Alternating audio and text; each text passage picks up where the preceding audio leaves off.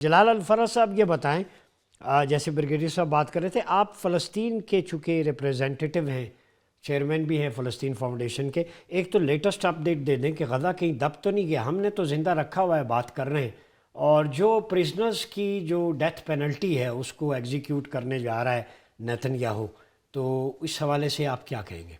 جی بہت شکریہ ڈاکٹر صاحب۔ سب سے پہلی بات، میں بریگیڈیئر صاحب کی باتوں میں ایک منٹ کے لیے میں کچھ بات کمنٹ کرنا چاہتا ہوں۔ جی، آج 4 اپریل 2026 بروز ہفتہ، شاید یاد ہوگا آپ کو کہ آج سے 1 سال پہلے میں بھی اس پروگرام میں تھا، اور ایک محترمہ بھی تھی، مہمان چوہان صاحبہ تھی، سابقہ سفیر نائلہ چوہان۔ نائلہ چوہان صاحب۔ اس وقت کیا بات چل رہی تھی، یہ وہ کلپ ہے جو کروڑوں عوام نے دیکھ لیا، جی، جو اس کا ٹائٹل یہ دیا گیا ہے، بڑا دلچسپ مکالمہ ہے غزہ کا ترجمان اور نائلہ چوہان صاحبہ کی دوران ہوئی ہے، بڑا وائرل ہوا۔ اچھا، اس میں کیا بات تھی؟ آپ نے جب ایک سوال کیا تھا نائلہ چوہان صاحبہ سے کہ امت مسلمہ کے لیڈر کی ضرورت ہے، تو انہوں نے جواب دیا جی ہاں، لیکن کون کرے گا؟ میرا کیا جواب تھا کہ پاکستان کر سکتا ہے۔ تو انہوں نے کیا کہا کہ نہیں، پاکستان غریب ہے، یہ ہے وہ ہے۔ تو میں نے کہا نہیں، پاکستان کر سکتا ہے۔ اور آج 4 اپریل 2026 میں اناؤنس کرتا ہوں، میری نظر میں اس وقت امت مسلمہ کا جو لیڈ کر رہا ہے وہ پاکستان کر رہے ہیں۔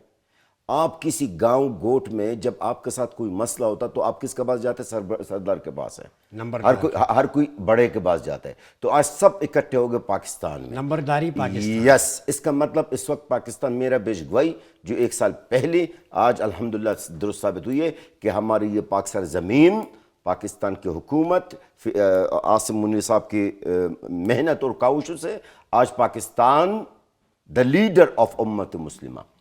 کوئی مانے یا نہ مانے، ان کی مرضی ہے۔ اب فلسطین کی بات ہے اور غزہ کی جو بات ہے، دیکھیے ڈاکٹر صاحب، غزہ کا جو موضوع ہے ویسے ہی دیکھا جائے تو ابھی بالکل بیک چلا گیا۔ ہم نے زندہ رکھا ہوا ہے، نہیں الحمدللہ، ہم تو زندہ رکھیں گے سر، ہم تو انشاءاللہ مرتے دم تک ہم زندہ رکھیں گے، سنو نیوز بھی زندہ رکھیں گے، ہماری روح کے ساتھ ہے۔ بالکل سر، آپ رکھیں گے، کیسے نہیں رکھیں گے، آپ مسلمان ہیں سر۔ لیکن اس وقت غزہ کی صورتحال ہے بہت ہی گمبھیر ہے، بہت زیادہ گمبھیر ہے۔ یقین کریں، اگر آپ کہیں تو میں بھی آپ کو دکھاؤں۔ کل میں اپنا بھائی سے بات کر رہا تھا واٹس ایپ پہ میسیجز میں، تو مجھے ایک دم کہا کہ بمباری شروع ہو گئی۔ یعنی بمباری ابھی تک وہی غزہ کے عوام کے اوپر ہے، زمینی حملہ بھی وہی چل رہے ہیں۔ آپ کے بھائی خان یونس میں ہیں نا؟ خان یونس میں سر، میرے بہن بھائی سارے غزہ میں ہی ہیں، خیموں میں بیٹھے ہیں، مغرب وہ اس میں سمندر کے کناروں پہ، ماشاءاللہ 40 لوگ ہیں میرے بہن بھائی، ان کے بچے سمیت 40 ہیں، وہ کناروں پہ بیٹھے ہیں۔ تو غزہ کی صورتحال ہے ابھی بھی گمبھیر ہے، غزہ کی صورتحال ابھی وہاں پر کوئی امن نہیں ہے، ٹھیک ہے، اور وہاں پر غذا کی قلت بھی ہے، اسرائیل کی بربریت و ظلم ابھی تک عروج پر ہے۔ بس فرق یہ ہے کہ میڈیا جو کوریج ہے وہ ابھی ایران و امریکہ اور یہ اس کی طرف ہے، باقی وہی چیزیں چل رہی ہیں۔ اچھا، پھانسیوں پہ آپ کا کیا موقف ہے؟ پھر میں منتہا کی طرف۔ دیکھیے، یہ جو قانون باس ہوا 2 دن پہلے، یہ اتمار بن غفیر، یہ سب سے بڑا دہشت گرد منسٹر ہے اسرائیل کے اندر، اس کے ساتھ ایک منسٹر دوسرا ہے جس کا نام ہے سموٹرچ، ایک سیکورٹی کا منسٹر ہے اور ایک خزانہ کا منسٹر ہے۔ یہ دونوں اس قانون کو باز کرنے کے لیے لگے ہوئے تھے کئی سال سے، اور وہ باز ہو گیا۔ یہ تو آپ لوگوں کے لیے سرپرائز، ہمارے لیے نہیں ہے۔ اب وہ جب ہماری چھوٹی چھوٹی بچوں کے قتل عام کر رہے تھے، تو ابھی قیدیوں کو، جو فلسطینی قیدی ہے، ان کو قتل عام کرنے کا ایک نئی سلسلہ شروع کیا ہے۔ الیکٹرک شاک دے رہے ہیں، آپ کو پتہ ہے؟ سر میں بھی قید رہا ہوں اسرائیل کی جیل میں 13 مہینہ جو میرا حشر ہوا ہے نا، وہ آپ سوچ بھی نہیں سکتے۔ میرے خیال گوانتنامو جیل میں بھی ایسا نہیں ہوا جو میرا ساتھ 13 مہینہ میں ہوا، جبکہ اس وقت یہ سب کب کی بات ہے، میرا اور زخمی کی حالت میں تھا میں اس وقت، یعنی گولی لگی تھی مجھے 25 جون 1989، جبکہ اتنا حالات بگڑی ہوئی بھی نہیں تھی۔ اسرائیل وہ ٹارچر کا میتھڈ کیا ہوتا ہے؟ سر ان کے آپ کے مناظرین ڈر جائیں گے، ہر طرح کے جو آپ نے موویز میں دیکھے نا، بڑے ہارر موویز میں، وہ کچھ بھی نہیں ہے جو اسرائیل ٹارچر کرتے ہیں۔ جلال الفرج صاحب یہ بتائیے گا، پراش صاحب کہہ رہے ہیں کیا حاصل کیا؟ اس کو تو پاگل خانے داخل ہونا چاہیے، جو MBS کے خلاف جو ریمارکس ہیں ان کے، کسی بھی ایک مہذب، ہم آپس میں بیٹھے ہوئے وہ بات نہیں کر سکتے، جو میں ٹرانسلیٹ بھی نہیں کر سکتا. تو آپ کیا بحیثیت فلسطینی کیا دیکھتے ہیں کہ دو دماغ ہیں، ایک نیتن یاہو کا جنگی جنون اور دوسرا ڈونلڈ ٹرمپ کا، آپ کیسے سم اپ کریں؟ دیکھیے ڈاکٹر صاحب، ڈونلڈ ٹرمپ پاگل ہے تو خیر آپ لوگ ابھی کہہ رہے ہیں، میں تو میرے خیال میں آپ کو 1 سال پہلے بھی بتا چکا، جب سے آیا میں تو یہی کہتا ہوں، یہ پاگل ہے اور ہے ہی پاگل ہے. اب ان کے کردار سے تو نظر آ رہا ہے آپ کو. باقی رہا سوال نیتنیاہو، اول تو نیتنیاہو کا نام میں بس لینا پسند کرتا ہی نہیں وہ ہے. آج کل کہیں غائب نہیں، کوئی غائب نہیں ہے، گم پھر رہا ماشاء اللہ. یہ نیتنیاہو اس کا نام نہیں ہے، اس کا نام ہے بچوں کا قاتل، دہشت گرد وزیر اعظم ہے، وہ بھی ناجائز ریاست کا دہشت گرد وزیر اعظم ہے. تو اس کا نام میں لینا پسند نہیں کرتا. دیکھیے نیتنیاہو یا جو آپ نے ذکر کیا تھا نا، ڈونلڈ ٹرمپ نے جو محمد بن سلمان کے لیے الفاظ استعمال کیا ہے، ہم تو اس چیز کو برداشت کبھی بھی نہیں کر سکتے کہ محمد بن سلمان ایک مسلمان لیڈر ہے جن کے لیے خادم الحرمین بھی ہیں، ان کے لیے اس طرح الفاظ استعمال کرنا، یہ اس کی ٹرمپ کی حقیقت کا عکاسی کرتا ہے.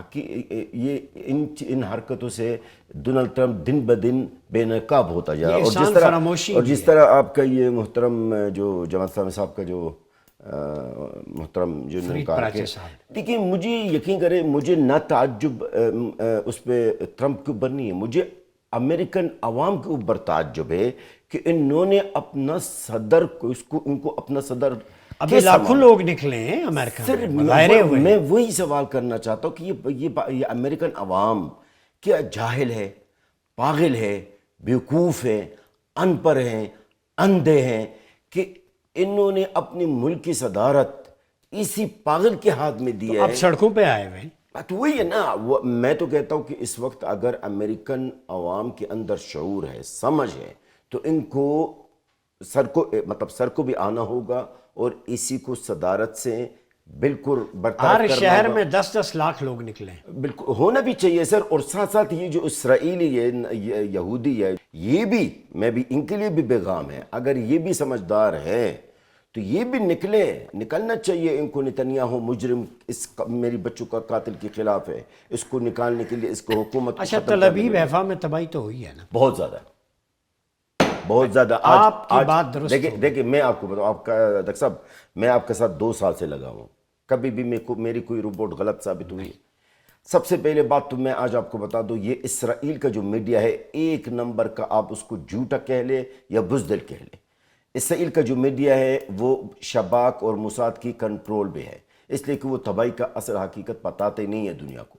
ٹھیک ہے، اسرائیل کے اندر اس سے زیادہ تباہی ہوئی ہے جو نشر کیا جاتا ہے انٹرنیشنل میڈیا. کوئی ٹھنڈ فلسطینیوں کو پڑی ہے سینے میں؟ سر دیکھیں، مجھے اجازت دے، آج میں 2 منٹ مجھے دے دیں. دیکھیں معذرت، دیکھیں اس وقت غزہ کے عوام اس جنگ کو فلسطینی عوام اس جنگ کو کس نظر سے دیکھتے ہیں، آج میں فلسطینی عوام کے ترجمانی کرتے ہوئے بتاؤں گا آپ کو.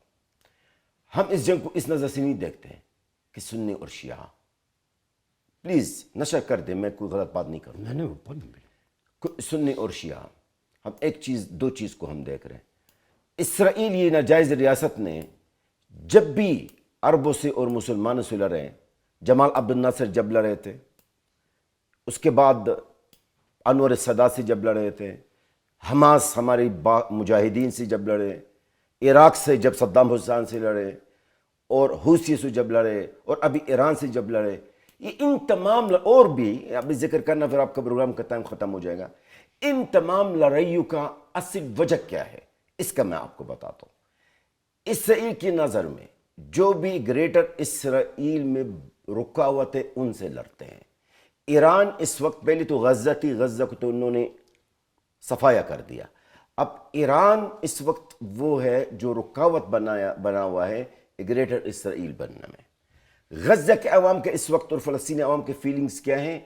بلیو می ڈاکٹر صاحب، میرے بچے، میں آن لائف بتا رہا ہوں آپ کو، 6 موبائل میرے پاس ہیں، آن لائف میں دیکھ رہا ہوں میں اپنے بچوں کو، اپنے غزہ کے عوام کو، کہ وہ کس طریقے سے آسمان کی طرف خوشی کے ساتھ دیکھ رہے ہیں ایرانی میزائل کس طرح وہ حیفا کے اوپر، تل ابیب کے اوپر، ہرسیلیہ کے اوپر، یہ جو وہ شہروں کا نام بتا رہا ہوں اسرائیل کے اندر ہے، اس کے اوپر گر رہے، اور خوشیاں ہے کیونکہ وہ ڈونٹ کیئر کہ اس وقت جنگ جو ایران اور اسرائیل کے درمیان یہ فلسطین سے منسلک ہے یا نہیں ہے، فلسطینی کاز سے اس کا تعلق ہے یا نہیں ہے، یہ ہم اس چیز کو دیکھ نہیں رہے۔ یہ حق اور باطل کا مارکا نہیں ہے؟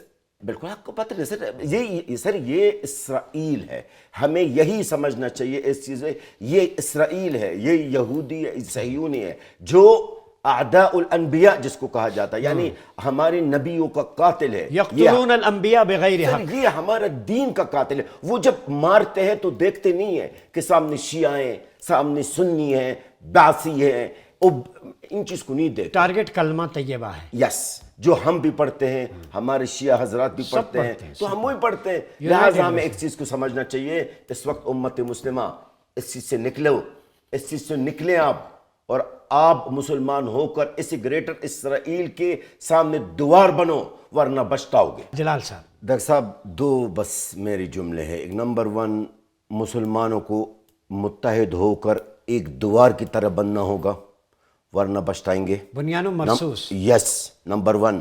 نمبر 2، امت مسلمہ کو غزہ نہ بولیے اس جنگ و حالات میں۔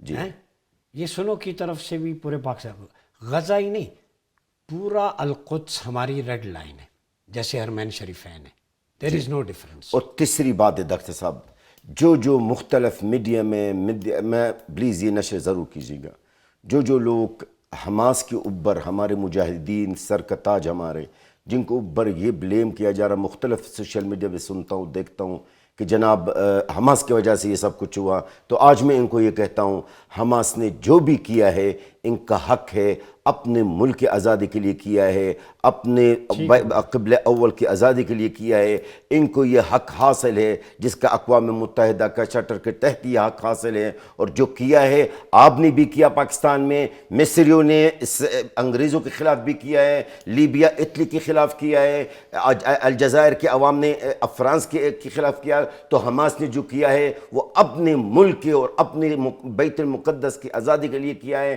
حماس نے جو کیا ہے اچھا کیا ہے، جو بھی کچھ بھی کہہ لے۔